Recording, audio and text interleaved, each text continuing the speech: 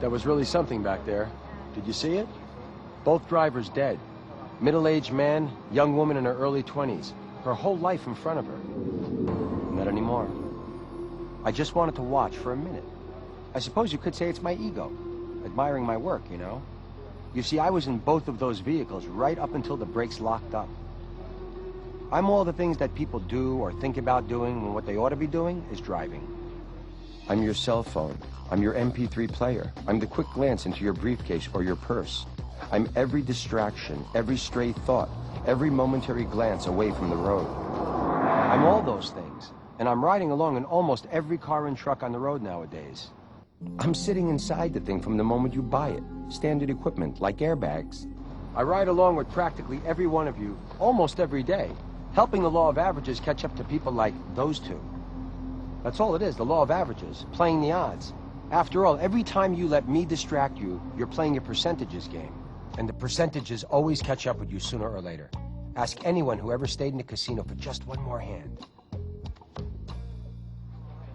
I've got to admit, that is one of my better efforts.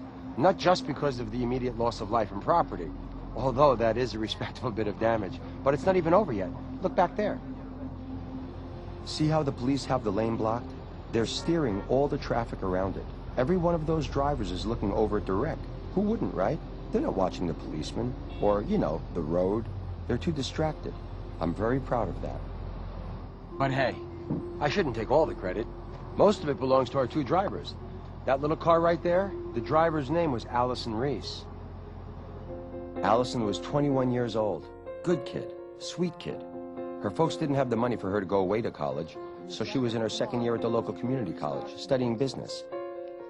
She also worked about 30 hours a week at the local pharmacy. And on Tuesdays and Thursdays, she would babysit her twin cousins while her aunt was at work. Still living at home? Well, she was. Right about now, her parents are answering the door. Police officer asking if he can come inside for a minute. After all sorts of people suffer from any automobile accident, whether they were in the car or not. The other one was Oscar Thompson, 58 years old, technician for Fabtech Industries. Goes from plant to plant checking the equipment, inspections, calibrations, that kind of thing. Worked a lot of double shifts, especially late shifts. You know, times when the equipment can be down for a little while. Lived alone, except for a little dog he took in a couple years ago. Beagle mix named Wally. In a little while, Wally's gonna start wondering when someone is gonna feed him. Oscar and Allison were both busy people. My favorite kind. You see, the busier someone is, the more often I get to ride with them. And this is a great time in history for me. You know, 50 years ago, I didn't ride with as many of you. Fewer cars, shorter trips, and nowhere near as much to think about. Sure, maybe a car had a radio. And yeah, sometimes I could talk someone into not paying attention while looking for an address. But nothing like nowadays. So many more cars, so many more interesting distractions inside the cars. My work gets easier every year. And I rode with Allison and Oscar almost every day, reminding them of all the things they needed to do.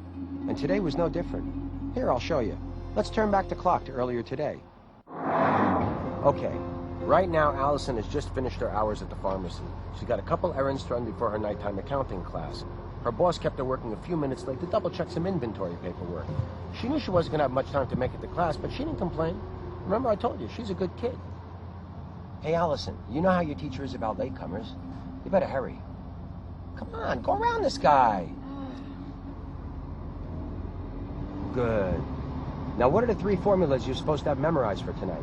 Do you know them? Total compensation equals C. Total number of man-hours worked equals W. Time. Or something like that. You see? It's so easy. Too much for her to think about, too little time to get it all done. Rush, rush, rush. You people make it so easy for me to get into the car with you. The thing is, you never realize how lucky you are most of the time. You have no idea how demanding driving a one-ton vehicle at a mile a minute is. Do you know that every 2 miles, the average driver makes about 400 observations and makes about 40 different decisions based on those observations? And for about every 40 decisions, they make a mistake. They usually don't even recognize their mistake because it usually doesn't amount to anything. But they add up. Hold on a second. Hey, Allison, don't you think you should call your folks and let them know that this class usually runs late? You wouldn't want them to worry. Hi, Mom. I love cell phones. Love them. They've proven in study after study that cell phones affect you the same way that a couple shots of hard liquor do. They slow reaction time. They limit your focus. And the studies have proven that it doesn't matter whether the phone is handheld or hands-free. They're all equally dangerous. I'm on my way home right now. But people who would never dream about getting behind the wheel drunk have no problem using their cell phones while they drive. Anybody who does that is working for me. And I'd like to take this opportunity to thank you. I'm thankful for anything that takes your eyes or your mind off the road for just 2 seconds. That's all I need. 2 seconds. Sometimes even less. You make enough 2-second mistakes, and I win. 60 miles per hour is 88 feet per second. Even when you're paying attention, it takes between 1 and 2 seconds for you to recognize a problem, and another second or two to react. Which means that most incidents eat up the entire length of a football field, even if you do everything perfectly. If I can take your mind off the road for even 1 extra second, that 88 feet can be huge. Just because most of those mistakes don't amount to anything, doesn't matter. My job is to help you make enough mistakes so that we have what's called the inopportune moment. Inopportune means inconvenient or untimely. And an inopportune moment isn't necessarily something that you create. But if you open the door and invite me in, well then. You're the only one to blame for that. The one time that you're glancing at your cell phone when the vehicle in the other lane blows a tire. It's not your fault that the tire blew, but it's 100% your fault that you took your eyes off the road.